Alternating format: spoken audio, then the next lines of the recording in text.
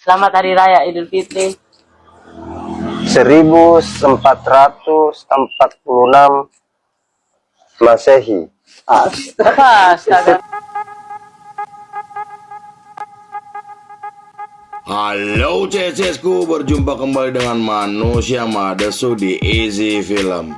Sebelumnya minal aizin wal faizin, mohon maaf lahir dan batin, oke? Baiklah, berikut ini gue akan meringkas perjalanan band punk bernama UK Sub. Mereka adalah band punk legendaris yang dikenal dengan musik yang cepat dan lirik yang tajam. Oke CCSku, sebelum kita mulai seperti biasa, kita intro dulu guys. Manakah kita mencari manusia, membotakkan mata, mengosongkan jiwa. Saya kesunyian, tak lagi kau dengar. Inilah saatnya engkau melihatnya. Ikutlah bersamaku, berjalan bersamaku, dengan apa yang membara, dengan asap bermakna. Marilah harapan jadi kenyataan. Marilah harapan jadi kenyataan. We're gonna revolt, and on the throne. We're gonna...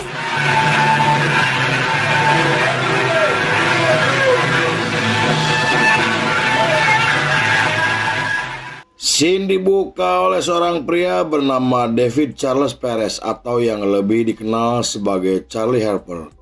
Ia adalah keponakan dari Cesar Romero, seorang aktor ternama dan dibesarkan oleh keluarga sederhana. Ia mulai menyukai musik klasik karena sang ayah mengkoleksi piringan hitam milik beberapa musisi legendaris seperti Mark Murphy dan Jon Hendricks. Ayahnya juga memiliki album pertama Elvis Presley yang saat ini menjadi barang langka dan diburu oleh kolektor dunia. Lalu ketika Charlie berusia 15 tahun, ia mulai tertarik dengan dunia musik setelah menyaksikan penampilan Pink Floyd untuk pertama kalinya. Aksi Nick, drummer dari Pink Floyd, membuat Charlie ingin menjadi seorang drummer terkenal.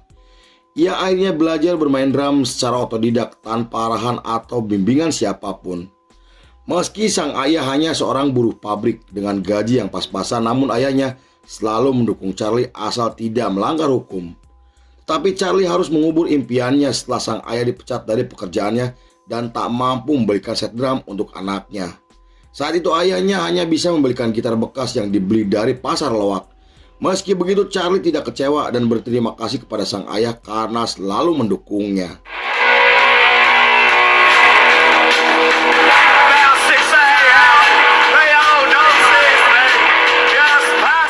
Kemudian ketika Charlie masuk ke bangku SMA, ia bertemu dengan Paul Slack yang kemudian satu kelas dengannya. Pertemuan tersebut membuat pertemanan mereka semakin akrab karena memiliki banyak kesamaan terutama di bidang musik. Saking dekatnya, Paul kemudian mengenalkan Charlie kepada Nicky, seorang gitaris band rock yang cukup terkenal. Sejak saat itu mereka bertiga sering terlihat nongkrong bersama dan Charlie mulai menghadiri acara komunitas untuk menambah wawasan dan pertemanan.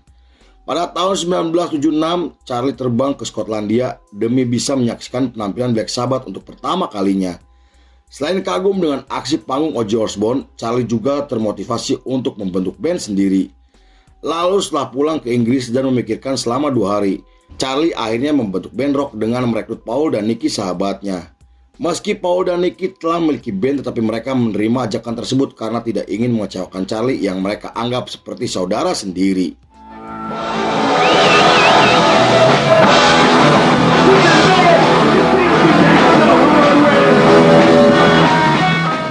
Tiga hari setelah resmi terbentuk, mereka melakukan sesi latihan dengan formasi Charlie pada vokal dan drum, Nicky pada gitar, dan Paul pada bass. Namun karena Charlie kesulitan jika harus bernyanyi sambil bermain drum, Nicky akhirnya merekrut Rory, seorang drummer, atas rekomendasi dari teman-temannya. Dengan formasi tersebut, mereka menggelar pertunjukan pertamanya di pensi sekolah dengan membawakan lagu rock dan heavy metal. Berkat aksi panggung yang agresif dan totalitas, mereka kemudian berhasil menarik perhatian banyak orang sampai menerima banyak undangan dari para promotor. Di sisi lain, ketika subkultur punk semakin berkembang, banyak anak muda di Inggris memilih menjadi seorang punk karena tertarik dengan ideologi dan pergerakannya. Komunitas tersebut tidak hanya bermain musik, tapi juga turun aksi ke jalan untuk memprotes kebijakan pemerintahan.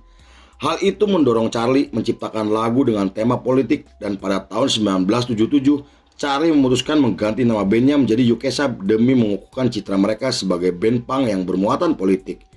Ia memilih nama UKSAB karena terinspirasi dari nama kapal selam Inggris yang dibangun selama era Perang Dunia Kedua.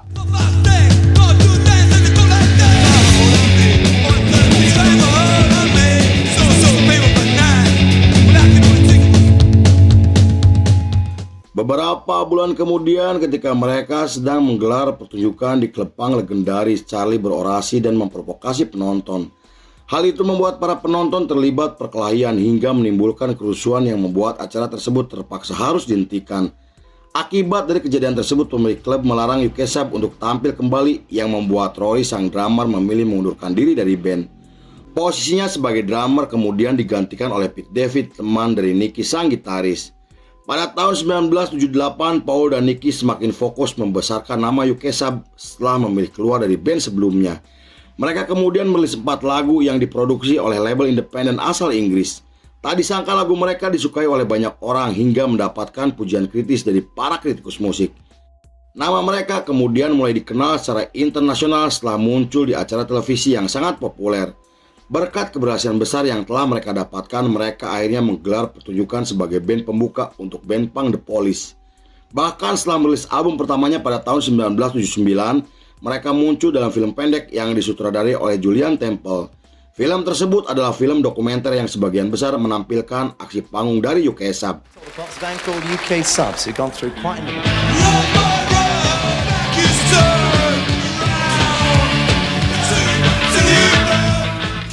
Pada tahun 1980, UKSAB menggelar tur Eropa untuk pertama kalinya yang membuat mereka mulai dikenal di skena bawah tanah.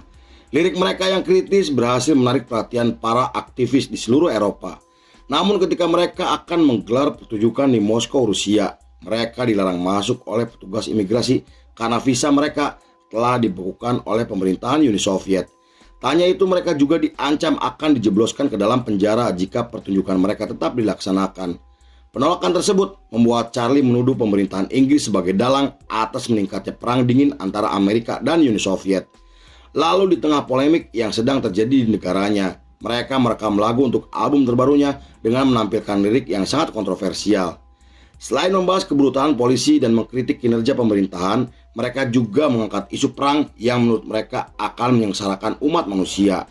Kemudian setelah menjalani sesi rekaman selama 3 bulan, album tersebut akhirnya resmi dirilis bertepatan dengan Hari Buruh Nasional pada tahun 1981. Meski beberapa lagu mereka sempat dicekal karena dianggap terlalu kritis, tetapi album tersebut menerima banyak ulasan positif hingga menjadi album terlaris yang pernah mereka rilis.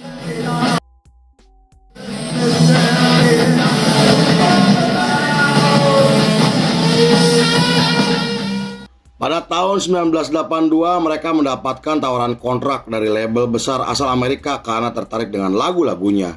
Pete kemudian menyarankan kepada Charlie agar menerima tawaran tersebut karena pihak label akan memberikan fasilitas yang mereka butuhkan.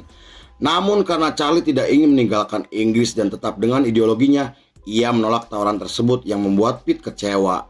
Kemudian setelah mereka merilis album terbarunya dan menggelar tur nasional, Pete dan Paul memutuskan keluar dari band dengan alasan yang tidak dijelaskan. Menurut beberapa sumber, keluarnya Pete dari formasi karena perbedaan pendapat dan UKSAB akhirnya merekrut Alvin Gibbs dan Steve Roberts untuk mengisi posisi yang ditinggalkan oleh Pete dan Paul. Di periode tersebut, Charlie digambarkan sebagai ikon punk sejati karena memiliki gaya hidup yang tidak sesuai dengan norma seperti masyarakat Inggris pada umumnya.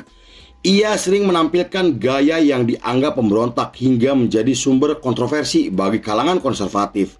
Tak hanya itu, UKSAB juga mulai terlibat dalam gerakan anti perang sampai memiliki hubungan dengan subkultur skinhead yang sedang berkembang.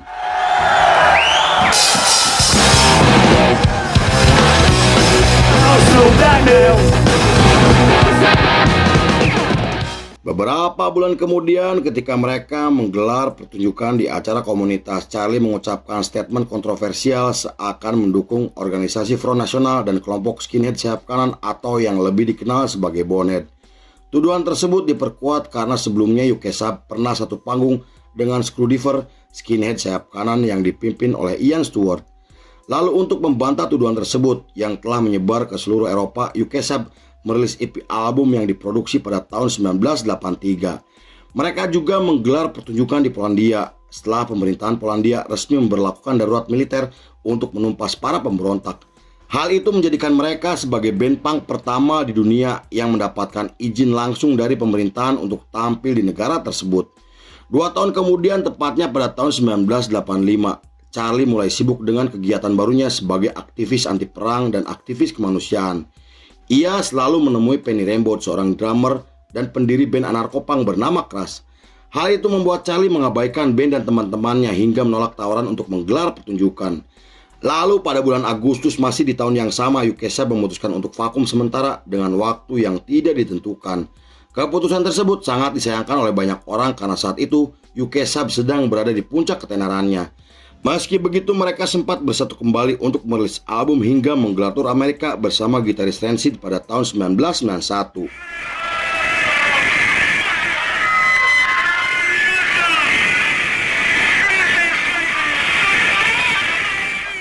Pada tahun 2006, UKSAB akhirnya bersatu kembali setelah vakum selama 15 tahun. Kemunculan mereka disambut baik oleh banyak orang karena ingin menyaksikan penampilan UKSAB. Mereka kemudian tampil di festival musik tahunan dan menggelar tur bersama Misfit dan The Addicts. Selain itu, salah satu lagu mereka muncul dalam film drama yang menceritakan tentang kehidupan seorang skinhead. Pada tahun 2015, mereka merilis album terbarunya dengan menampilkan satu lagu yang dianggap kontroversial. Lagu tersebut menampilkan narasi makian untuk mengkritik Nick Clegg, politisi sekaligus pemimpin Partai Demokrat Liberal. Pada tahun 2018, Charlie mengumumkan jika UKSAB akan menggelar pertunjukan dan merilis box set edisi terbatas untuk merayakan ulang tahun yang ke-40 tahun. Pernyataan tersebut disambut baik oleh komunitas punk yang antusias ingin melihat pertunjukan mereka. Namun karena Charlie harus menjalani perawatan medis karena penyakit jantung, pertunjukan mereka akhirnya resmi digelar pada tahun 2019. Sampai saat ini UKSAB masih aktif dan terus konsisten menciptakan karya dan menggelar pertunjukan. Mereka dianggap sebagai salah satu band hardcore punk pertama di Inggris yang memiliki pengaruh besar untuk perkembangan musik dunia. Selain itu, mereka dianggap sebagai band punk yang berhasil mendobrak industri musik dan telah menginspirasi banyak band punk generasi berikutnya. Lalu film pun selesai.